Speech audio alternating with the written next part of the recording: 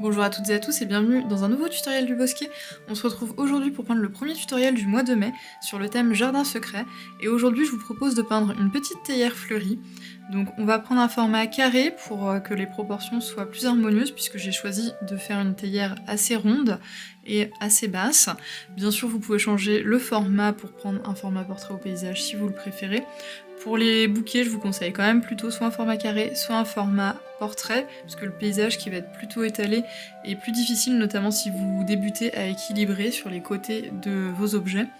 Et on évite quelque chose de plat alors qu'on souhaite généralement dans les bouquets aller vers de la verticalité. Vous pouvez aussi bien sûr changer la forme de la théière. Là moi j'ai pris une petite théière assez classique, assez ronde, qui va être rayée avec certainement des motifs fleuris entre deux. Mais vous pouvez bien sûr changer le contenant, ça peut aussi être un vase, un pot, un pichet, etc. Et je vais peindre un bouquet lavande muguet teint, parce que comme on est au mois de mai, j'avais envie de repeindre du muguet, et puis de vous montrer un petit peu comment on peut utiliser de manière assez sympa le liquide de masquage. Et puis la lavande et le thym sont deux plantes que j'aime beaucoup et ça va me permettre d'avoir une petite théière dans des teintes vert mauve au niveau du bouquet qui vont être plutôt harmonieuses et équilibrées. Donc j'aurai aussi deux petits brins de lavande en bas, en rappel, en petites touches. Bien sûr, vous pouvez aussi changer les fleurs si vous le souhaitez, mais vous pouvez suivre le pas à pas dans un premier temps, notamment si vous débutez pour vous inspirer. Le croquis préparatoire va être disponible sur le blog du Bosquet quand j'aurai posté cette vidéo, donc n'hésitez pas à y aller si vous n'avez pas envie de vous prendre la tête avec la préparation de la petite théière. Et comme vous le voyez sur l'image à votre écran, j'ai placé seulement quelques tiges, mais pas du tout les fleurs en détail, puisque j'aimerais garder un style loose, un peu flou, un peu vintage sur cette illustration. Donc je vais commencer par passer mon croquis à la gomme mie-de-pain, et on se retrouvera après pour les couleurs et les premiers aplats.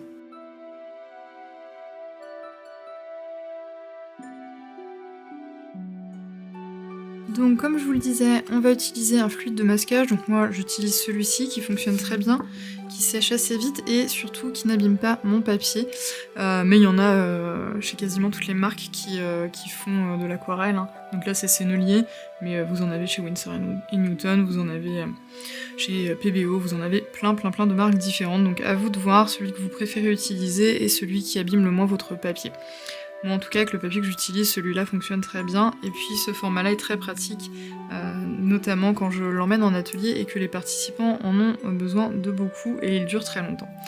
Donc l'idée ça va être d'utiliser ce fluide pour faire des réserves de blanc. Donc pour l'appliquer, moi j'utilise des vieux pinceaux aquarelles qui sont tout abîmés, donc j'en ai plusieurs à l'atelier que j'utilise spécifiquement à cet effet et qui ont des tailles différentes pour pouvoir appliquer plus ou moins finement le fluide. Donc vous voyez, ce sont des pinceaux qui sont tout ébouriffés, dont les pointes en fait ne fonctionnent plus bien, et je les recycle comme ça pour ne pas les jeter, et ça m'évite d'abîmer des pinceaux neufs avec le fluide, puisque le fluide de masquage abîme quand même la fibre de vos pinceaux, ça serait dommage. Donc n'hésitez pas à garder une petite réserve de pinceaux à la retraite pour ce faire. Donc l'idée, ça va être de réhomogénéiser le fluide, de l'ouvrir, et de venir, avec le pinceau, peindre tout simplement les éléments que vous voulez garder blancs.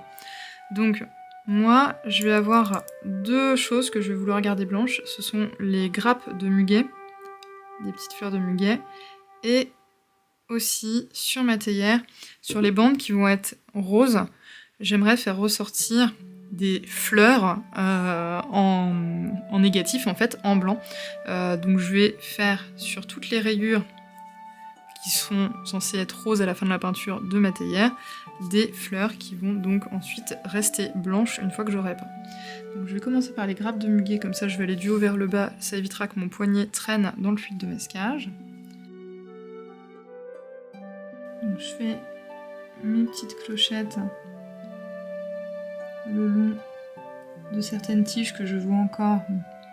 Vous voyez certainement plus du tout hein, mes tiges à l'écran, mais moi je les vois encore un peu, j'ai pas assez gommé pour qu'elles soient totalement invisibles. Et donc je vais faire des petites clochettes. Alors parfois j'en fais une qui est sur l'autre côté de la tige. On essaie de respecter la règle du nombre impair, hein, donc j'essaie d'avoir un nombre impair de petites clochettes sur chaque tige. Et j'essaie aussi de faire un nombre de brins de muguet impair. Donc là j'en ai 3, ça me semble trop léger, je vais encore en faire 2 pour arriver à 5.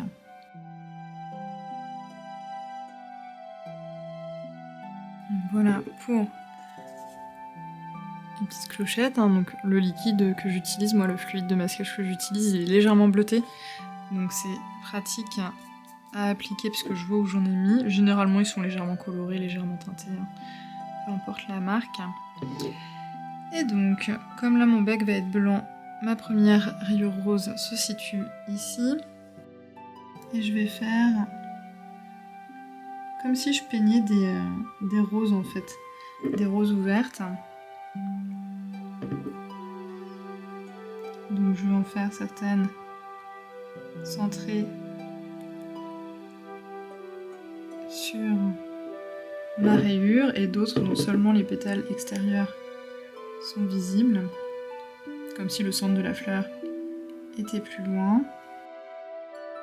N'hésitez pas aussi à aller en mettre un petit peu dans les coins, à faire varier l'épaisseur des pétales, parce que comme ça va rester blanc, on ne pourra pas faire varier la teinte, donc on a plutôt intérêt à faire varier l'épaisseur des pétales pour bien qu'on reconnaisse les roses. Alors on essaie de ne pas faire trop les mêmes fleurs positionnées aux mêmes endroits sur les différentes rayures pour qu'il y ait un effet de motif assez organique.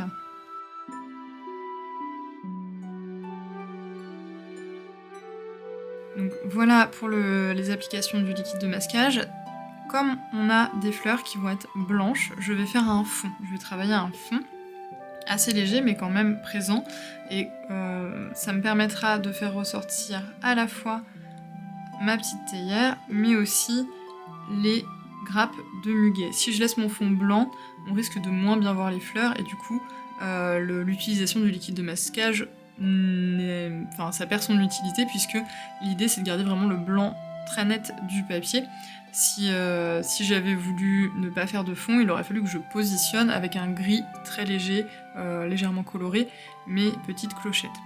Donc, je rince bien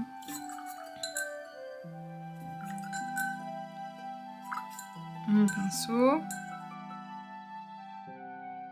Et pour l'instant, je vais donc laisser sécher afin de pouvoir passer ma peinture par-dessus le liquide de masquage.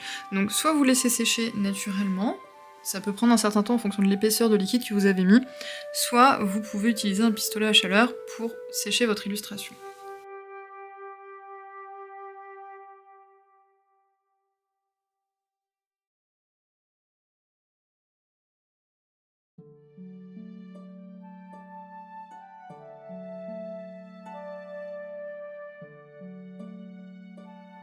Donc maintenant que c'est sec, on va pouvoir faire le fond. Donc, comme d'habitude, moi j'aime bien travailler mes fonds dans l'humide pour avoir quelque chose de plus doux. Et je vais du coup humidifier ma surface. Donc ça vous permet de vérifier aussi que votre liquide de masquage est bien sec. Puisqu'il ne doit pas migrer dans l'eau, hein. Il doit être étanche. Et je vais pas forcément peindre jusqu'au bord de mon papier. Je vais laisser un halo blanc autour. Je vais juste par contre bien faire les contours de ma petite théière. Donc là j'utilise un pinceau à la vie assez large pour couvrir une grande surface de papier facilement.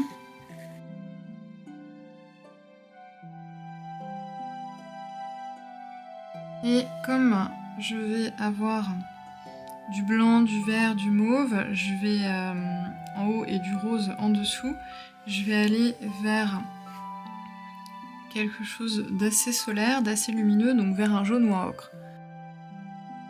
Et je pense que je vais utiliser Sévie, qui est un jaune tout doux, assez pâle, de chez Manon du Pigmentarium, et qui est légèrement pailleté. Il a des petites paillettes roses. Celui-ci.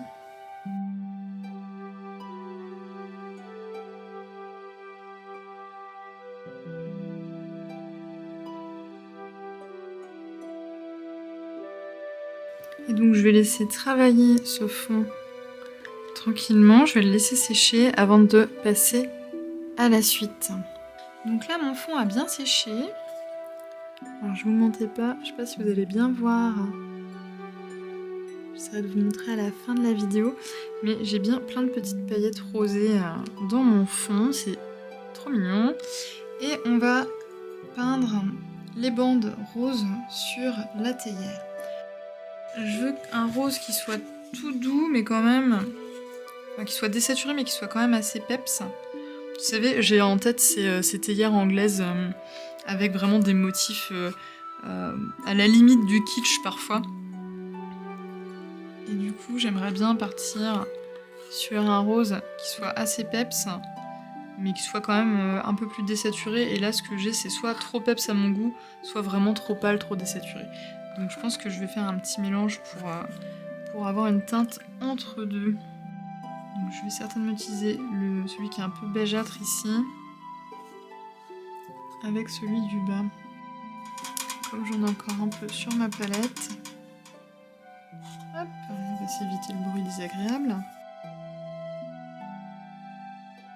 Je pense que là on est pas mal. Donc l'idée ça va être de venir peindre toutes les bandes qui doivent être roses. Et comme notre liquide de masquage a bien séché, on va obtenir des jolies fleurs en négatif.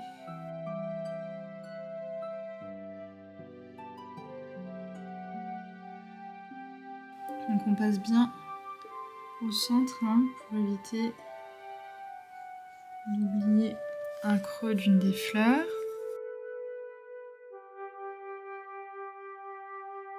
Et vous voyez, on voit très bien les fleurs qui sont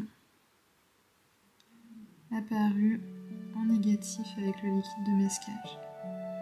Donc vraiment ça c'est une technique super sympa quand vous voulez faire des motifs.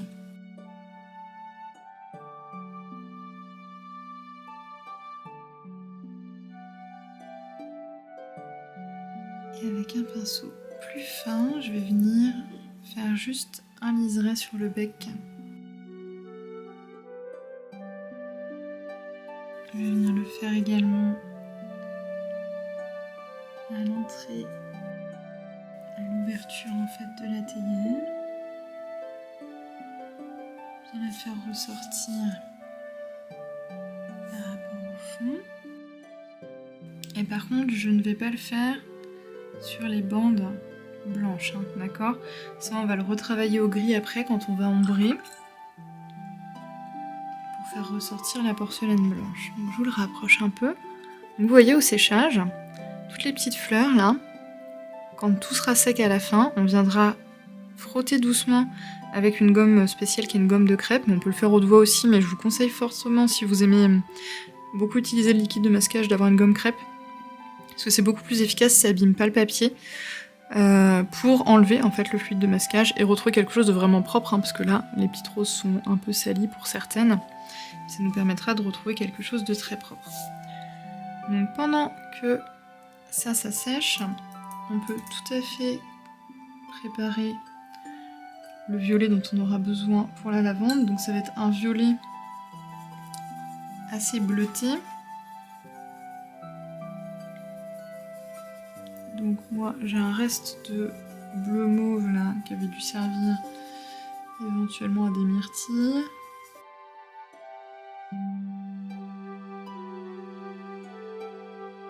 Là on est pas mal. Et la lavande, moi je la peins toujours avec un pinceau assez fin. Parce que l'idée ça va être de venir vraiment faire les petites grappes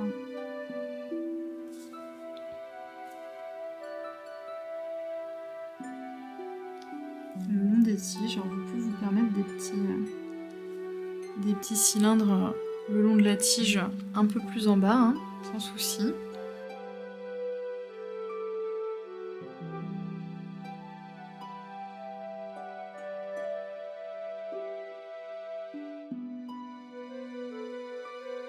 N'hésitez pas non plus à en faire des vraiment plus basses.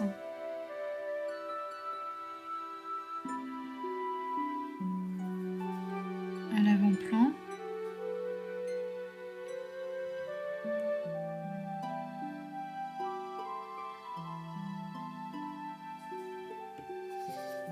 Et on n'oublie pas les petites qu'on avait prévu de mettre au sol.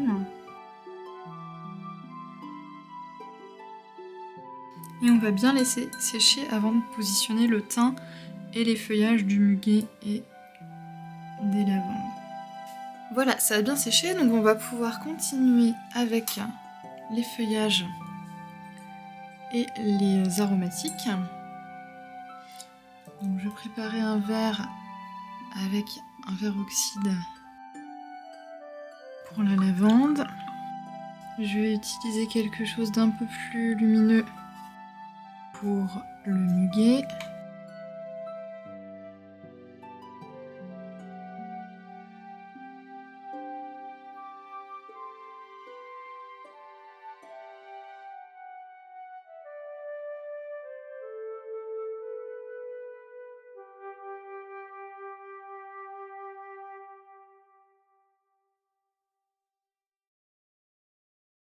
Donc vous voyez, ce qui est pratique, c'est qu'avec les fleurs que j'ai choisies, le muguet, comme il a des feuillages pointus mais avec des feuilles assez larges, ça va vite remplir le bas, là où les tiges arrivent dans la théière, et donc ça va éviter le côté vide qu'on peut avoir quand on fait un bouquet assez haut avec très peu de fleurs. Il ne faut pas hésiter à vous servir des feuillages de vos plantes.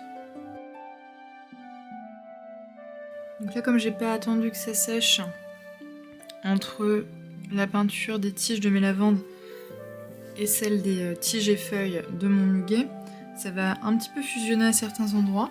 Je vais laisser la peinture travailler. Pendant ce temps-là, je vais faire les tiges de ma lavande en bas de ma théière.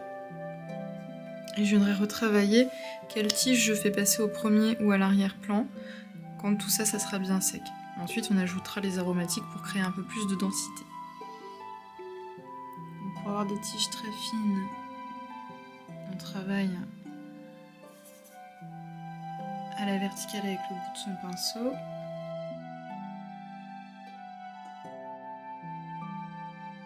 Donc j'ai rajouté quelques feuilles le long des tiges ici, je vais le faire aussi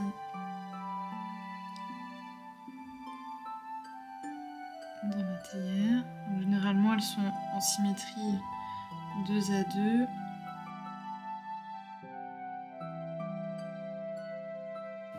Pendant que le feuillage sèche un peu, je vais m'occuper des parties blanches de ma théière. Donc je vais préparer un gris. Et je vais venir souligner en fait la forme de ma théière avec ce gris sur toutes les parties qui sont vers le bas.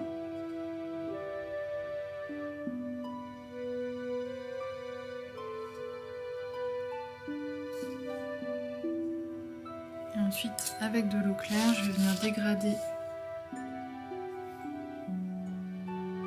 vers le haut pour créer une ombre qui est en bas et qui se diffuse vers le haut de mon objet.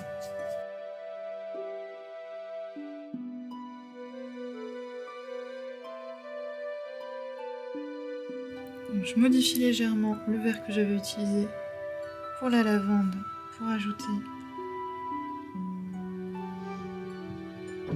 quelques aromatiques. Donc je vais les placer en fait aux endroits où j'ai besoin de structurer un petit peu, où j'ai besoin de remplir des vides.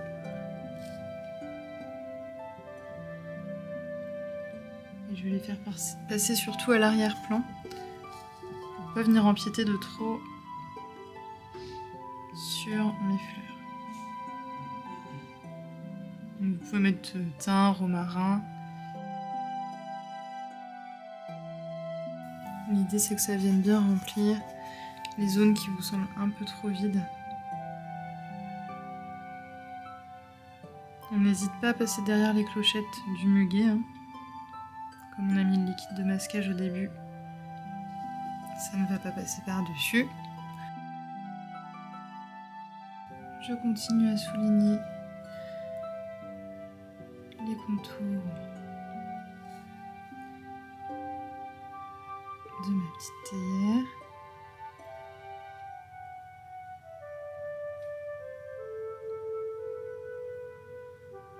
L'idée c'est de bien la détacher du fond.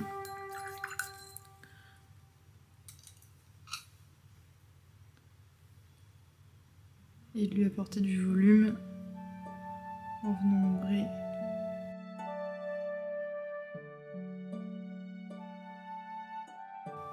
donc là il me reste à refaire passer au premier plan certaines tiges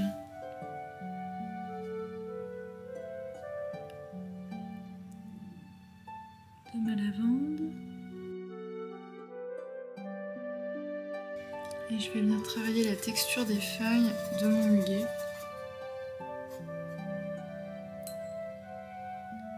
Je vais ajouter des lignes qui vont strier les feuilles dans leur longueur. Donc l'idée c'est d'apporter du mouvement et un peu de texture à la composition sans surcharger, en faisant toutes les nervures de manière très précise. Je vais me rajouter aussi quelques grains de lavande qui seraient tombés à côté de la théière. Et là on va bien tout laisser sécher avant d'enlever le drawing gum, le liquide de masquage, pour être sûr qu'on ne frotte pas la peinture en même temps. Donc là ça a bien séché, on va pouvoir utiliser notre petite gomme de crêpe. Donc une gomme de crêpe c'est une gomme comme ceci. C'est un peu souple mais pas trop et c'est très rugueux. Donc ça va nous permettre d'enlever tout le liquide de masquage qu'on avait mis donc sur les petites clochettes et sur les roses de la théière sans abîmer notre peinture et notre papier. Donc l'idée c'est de frotter légèrement. Et donc vous voyez, ça enlève le liquide de masquage.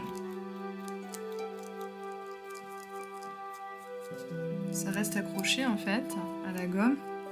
Donc après vous pouvez l'enlever et le jeter à la poubelle. Et si je vous le rapproche, là sur les deux premières bandes, on a enlevé le liquide de masquage. Donc on a un blanc bien propre, hein, c'est le blanc du papier qui est restauré, qui réapparaît.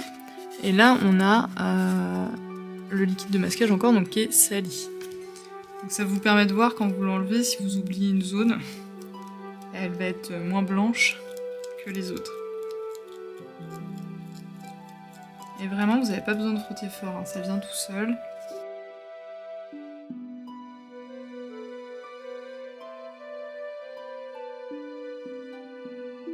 Et si vous avez un doute, vous passez la main sur votre peinture. Et là où il y a encore du liquide de masquage, c'est pareil, ça colle un petit peu, ça a un toucher latex. Donc vous le sentirez aussi au toucher. Si votre liquide de masquage est transparent par exemple et que vous avez du mal à le voir à l'œil. Là on voit super bien entre les petites clochettes bien blanches ici et là ce qu'on a de bleuté. Donc vous voyez on récupère vraiment bien le blanc du papier.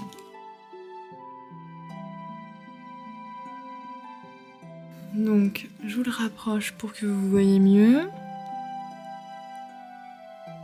Donc on a récupéré le blanc de notre papier en enlevant tout le liquide de masquage qui était déposé au début de la session de peinture. Et donc on récupère nos petites clochettes de muguet toutes blanches, toutes propres, qui ressortent sur le fond du coup qu'on a à poser en deuxième étape. Donc ça permet vraiment, quand vous faites des petits objets ou des petits sujets blancs, de récupérer un vrai blanc bien propre qui se découpe sur un fond.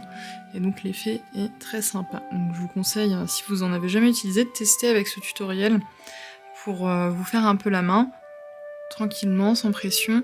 Et après vous verrez que vous aurez envie de l'utiliser pour plein de projets, parce que ce soit pour faire des petits objets ou des motifs en négatif, c'est vraiment très sympa à utiliser. J'espère que ce tutoriel vous aura plu. On se retrouve la semaine prochaine pour peindre une arche fleurie, où on va aussi utiliser le liquide de masquage pour préparer le banc et l'arche en fer blanc. Et puis d'ici là, j'espère que vous vous porterez bien. N'hésitez pas à me déposer sur les réseaux ou par mail vos réalisations, ça me fait toujours plaisir de partager, d'échanger avec vous et de voir ce que vous réalisez à partir de mes tutoriels. À très bientôt, salut!